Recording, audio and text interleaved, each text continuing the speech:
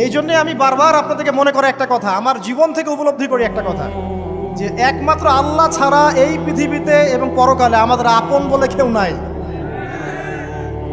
বাকি সবাই সবার স্বার্থের জন্য আছে। মানুষ মানুষের অবস্থানকেই মূল্যায়ন করে, মানুষ মানুষের অবস্থানকেই মূল্যায়ন করে। আল্লাহ রাব্বুল আলামিন আপনার ভিতরটাকে ভালোবাসেন।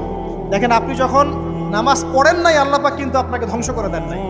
আল্লাহ পরম করুণাময় আপনাকে হেদায়েত দিয়ে নামাজি বানিয়ে দিয়েছেন। জীবনে অনেক পাপ করেছেন, ইনস্ট্যান্ট আল্লাহ পাক শাস্তি দিতে পারতেন, আল্লাহ পাক দেন নাই। আল্লাহ আপনাকে ভালোবাসেন, আল্লাহ আমাকে ভালোবাসেন।